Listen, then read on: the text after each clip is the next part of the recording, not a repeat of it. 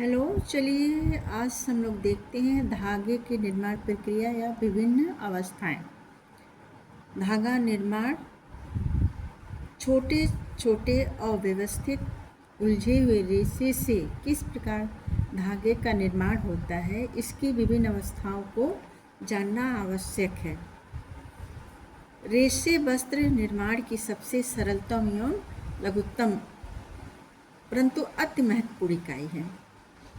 रेशे को विभिन्न प्रक्रियाओं व अवस्थाओं से गुजार कर इनसे अविरल लंबाई के धागे का निर्माण किया जाता है। प्राकृतिक रेशों से धागा निर्माण हेतु निम्नांकित अवस्थाएं हैं, परंतु सभी रेशों को कुछ समान अवस्थाएं से होकर गुजरना पड़ता है। ये अवस्थाएं हैं, पहला है धुनाई, कॉर्डिंग। इस अवस्था में अन्य कई रेशों को मिलाकर अथवा एक ही वर्ग के रेशों को एक साथ मिलाकर धुनाई की जाती है। रेशों से प्राकृतिक अशुद्धियां निकालकर सुलझाया जाता है। रेशों को समांतर किया जाता है। यह क्रिया हाथों अथवा मशीन से की जाती है। शुद्धिकरण और समांतर करने की क्रिया के बाद पतली चादर तैयार हो जाता है। उन्हें 3 व्यास की गोल कीप से निकाला जाता है, जिससे मोटी पोनियां बन जाती हैं। उच्च कोटि के वस्त्र बनाने हेतु रेशों की कंघी कराई जाती है। अन्यथा बुनाई के बाद सीधे पोनियों की कताई की जाती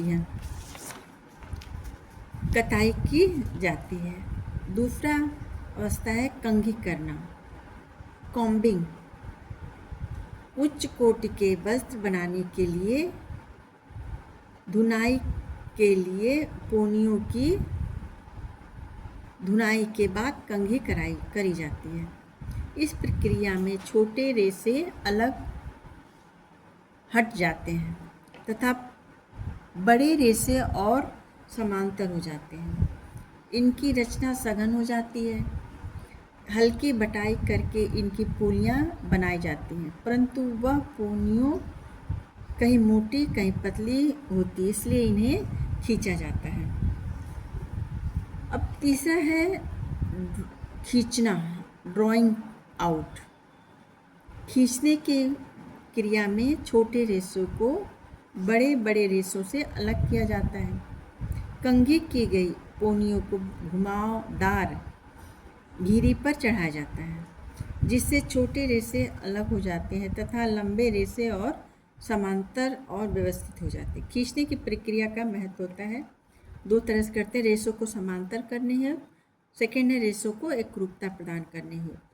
ड्राइंग आउट प्रक्रिया से पोनी को खींचकर उसकी मौलिक लंबाई से 6 से 7 गुना अधिक लंबा बनाया जाता है। अंतिम पोनी के रेशे अत्यधिक समांतर व व्यवस्थित होते हैं। अब देखते हैं घुमाव देना, रोविंग। खींचकर बनाई गई पोनियों को घुमाव दिया जाता है, साथ ही साथ कुछ बटाई भी की जाती है, जिससे समांतर हुए रेशे पास पास आकर एक दूसरे पर चढ़ जाते हैं तथा रचना और सघन हो जाती है। इससे धागे और मजबूत हो जाते हैं। इसके बाद कताई की प्रक्रिया की जाती है, परंतु रेशम में गोंद हटाना, ऊनी रेशों में स्काउरिंग और कार्बनीकरण किया जाता है। उसके बाद खींचने की प्रक्रिया की जाती है।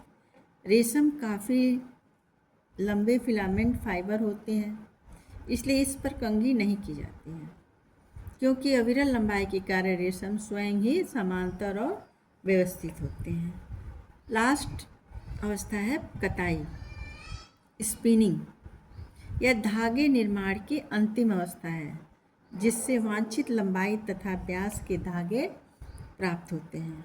यह एक ऐसी प्रक्रिया है जिसके द्वारा वस्त्रोपयोग तंतुओं को खींचकर व ऐंठन देकर मजबूत और विरल धागा प्राप्त कर कपड़े की बुनाई की जा सकती है। धागा प्राय लंबे तंतु व छोटे तंतु से बनाया जाता है। ये रहा हमारा धागा निर्माण की विभिन्न अवस्थाओं के बारे में पढ़े हम। कल फिर मिलते हैं अगले नेक्स्ट वीडियो में। तब तक के लिए गुड बाय। अगर आपको हमारा वीडियो पसंद आया हो तो लाइक करिएगा, शेयर करिएगा। तब तक के लिए गुड बाय।